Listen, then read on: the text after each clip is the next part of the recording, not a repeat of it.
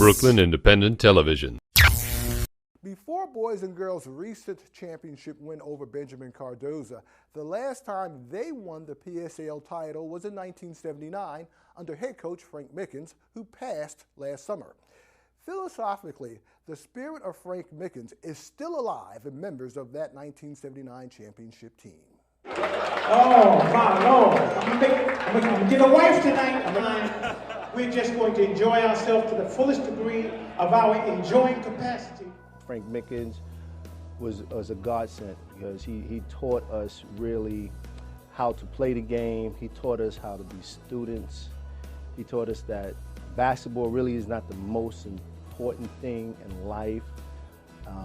Many of us thought we were going pro, and he said, that's fine, but if that doesn't work, what are you going to do? What are you going to fall back on? So he stressed education. I can remember being in class and something tells me, Maurice, look at the back door. I look at the back door, coach is like, watch this like a hawk. Because he wanted us to be someone, wanted us to be important people, but he stressed education. They were not the best players on that team. We're not the best players in the school. But they were hard working young men who respect authority. Frank Mickens was looking to put his touch on academics as well as athletics on this team. And these kids, they worked so hard, man. Never found a group of kids, and I had been there with Frank over 9 or 10 years. They really believed in Frank Mickens. They brought into his system, and they knew that if they didn't play another day of basketball, that they were going to be professionals in life, law-abiding citizens, providers for their family, and this is what Frank was about. Another guy named All-American, Columbia University graduate, Richard Bowen.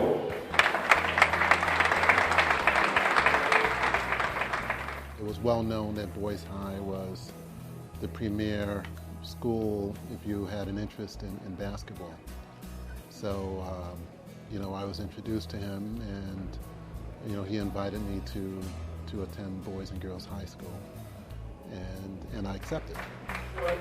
Probably the first thing that stood out to me was the move he made my freshman year to dismiss some of the seniors on the team and bring up some of the younger players. I mean, this was a very bold, risky move on his part, and I can imagine it was a very stressful move, but he wanted to move in a different direction.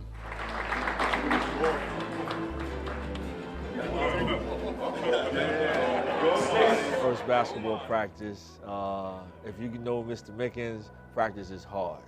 I mean, it's worse than boot camp. And I came home and I was telling my moms, I'm not going back. I can't play for him. That man is crazy, and I was crying and carrying on, and my mother looks at me and she says, well, all I took to get you into that school, you're going back there tomorrow morning and you're going back to basketball practice. And I couldn't say no. And coming back to practice and, just getting back involved and learning to play basketball his way, that's one of the memories that I would say most sticks out with me. Because the way we practice, I think our practices were a lot harder than the actual game.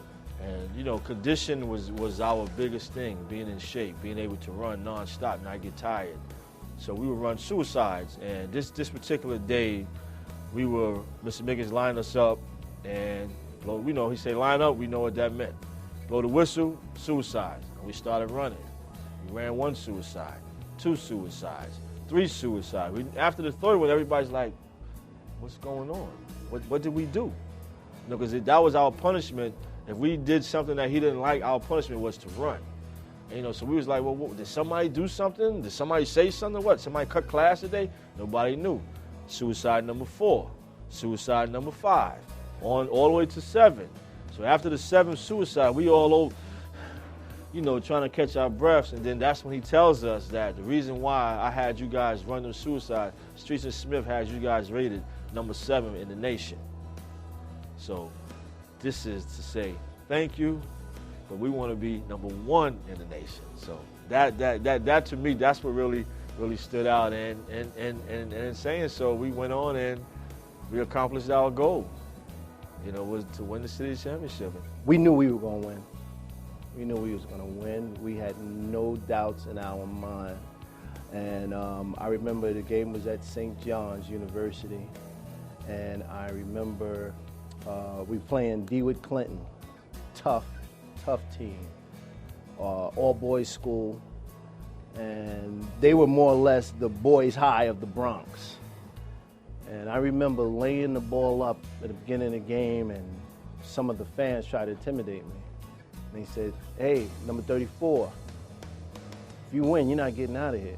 So I turned and looked to them. I said, "I'm from Boys High. When you see all those people in the stands there, I fear nothing." City championship game. Thank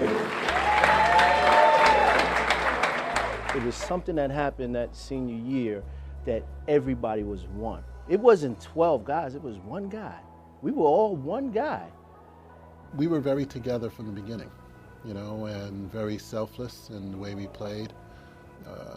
We worked as a family. They knew what hard work was, and they knew that if we worked hard, it paid off. It paid off, and I can sit here and honestly tell you that those young men today are some of the best employees, best entrepreneurs in this country today. And this is what Frank Mickens was about. This is what this championship team was about. Brooklyn Independent Television on the BCAT TV network.